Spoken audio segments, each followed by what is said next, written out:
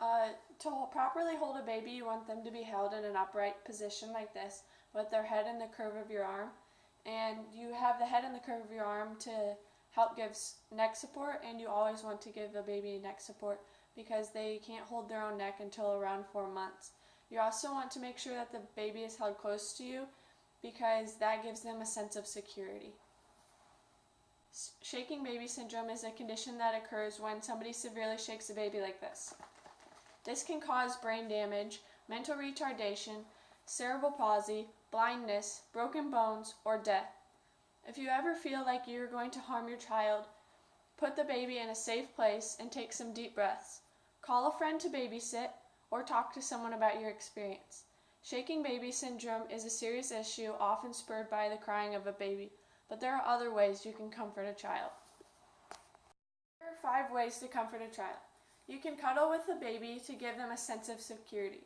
You can move them around so that they can see new views, or you can sing to them to soothe them. You can offer them a toy to keep them occupied, like a stuffed animal, but maybe not one with tags like this so they won't choke. Or you can give them a massage by rubbing their back or belly.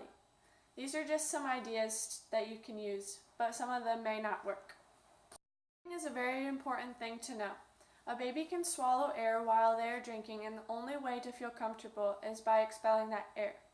One position to hold a baby in to burp is just by placing them over your shoulder, making sure their head is safe so that they don't move their neck and end up hurting themselves, and placing the other one just down on the butt and giving a couple of taps until the baby burps.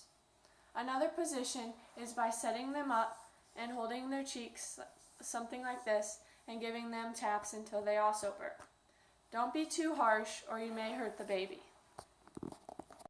Feeding positions are also very important. If you are bottle feeding a baby, you want them to be set in a semi-upright position.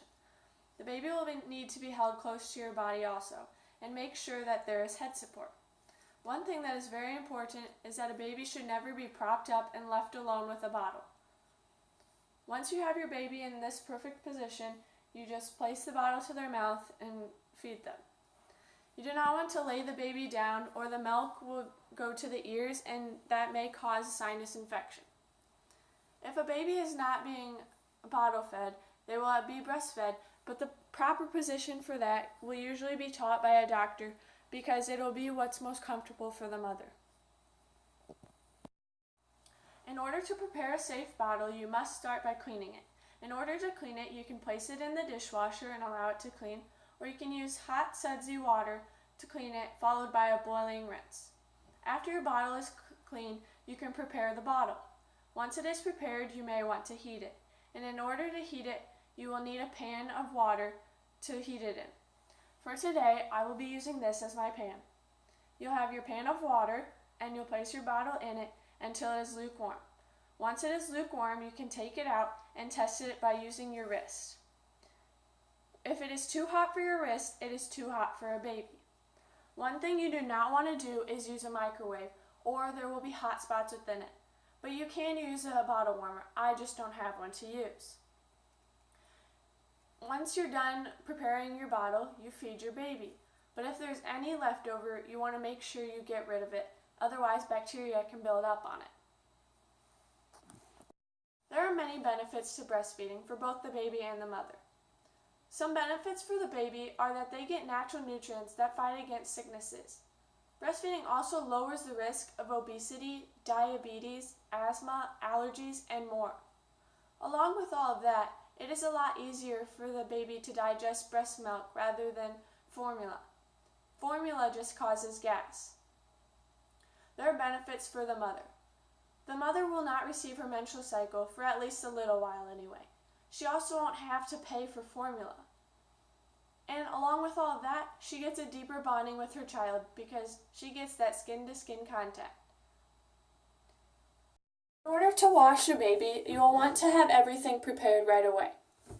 You will want soap for the baby, a towel for the baby to dry off with, and a basket such as a laundry basket or a specific bathing seat for the baby to sit in while they're in the tub. After you have everything, you will prepare the tub. You will want the water to be about 2 inches deep and lukewarm, In order to test the water and how hot it is, you would want to stick your arm in it. If it is too hot for your arm, it is too hot for the baby.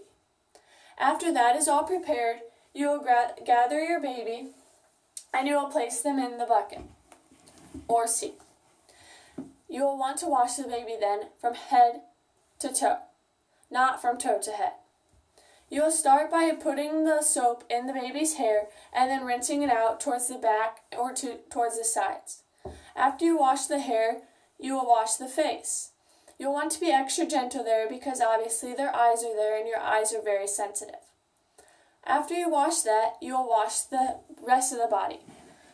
To wash the rest of the body, you want to make sure that you give your baby lots of support as you were before, because the neck needs support. While you're supporting the baby, use your free hand to wash the rest of the baby and then rinse it. As soon as the baby is done getting its bath, you'll want to wrap it in a towel right away. Make sure that it's nice and cozy and then gets dry, and after it's dry, you can change your baby into clothes. Another way to wash your baby is by washing them in the sink. You will use the same techniques that you used in the bathtub, you just won't need the bucket. In order to put a baby to bed, you will want to lie the baby on their back. You will not want to lie the baby on their front because that could cause them to suffocate. You also will not want to have blankets or bumper pads or anything else a baby could suffocate or choke on. In order to prevent SIDS, you won't want the bumper pads or the blankets. You also won't want to smoke around your child, smoke while you're pregnant, or bring your child around someone who does smoke. Lying your baby on their back is the first step to prevent SIDS.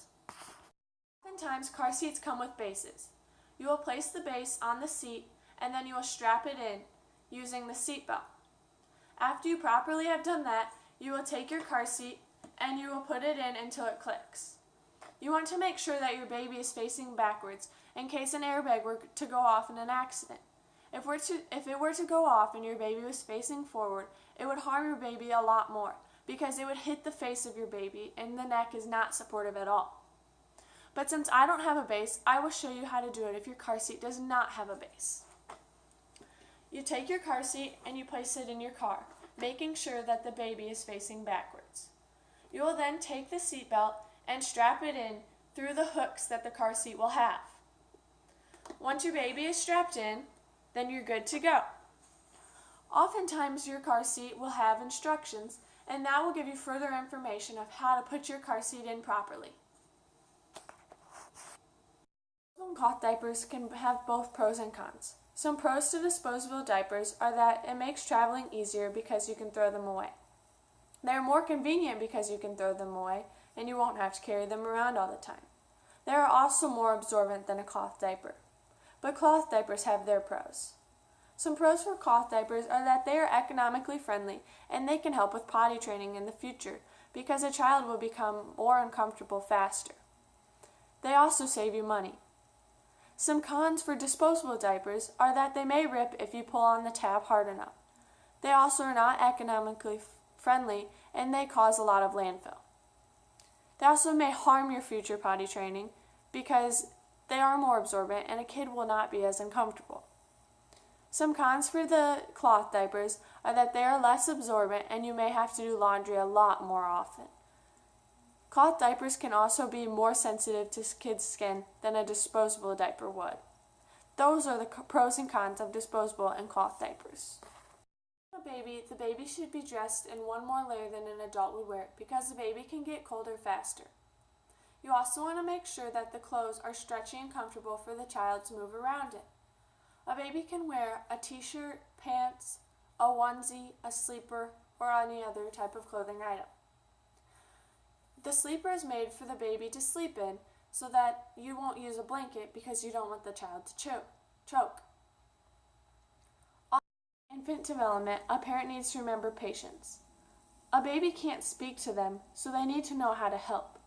In order to do that, they just need to take a deep breath and relax. Along with that, a parent needs to appear to the child's senses. By doing that, you can promote infant development. Appearing to the senses is giving them toys to touch, new sights to see, things to hear, and more. You also need to give a baby plenty of tummy time so that they can learn muscle strength by pushing themselves up and using their arms. Not only do they need that, but they also need to feel secure. So for at least the few couple of weeks, a parent needs to tend to the baby's needs as they cry, because this will allow the baby to feel more secure. Other ways to promote infant development, but these were just a few. From the baby, think it over, is that when it was crying, I almost set into a little bit of a panic if I couldn't figure out what it needed. I would try everything and it would just continue to cry and cry and cry. And after it cries for a while, it begins to stress you out because you just want it to be done crying. But I guess it was a lot harder than I thought it'd be. It had a huge impact on me on the fact that it solidified the fact that I won't have a child in the near future. I knew I wasn't ever going to, but it definitely had a great impact on me. I wasn't really prepared to wake up that many times during the night. I knew I'd have to wake up, but I wasn't quite ready for that. And I don't think I will be for a very, very long time.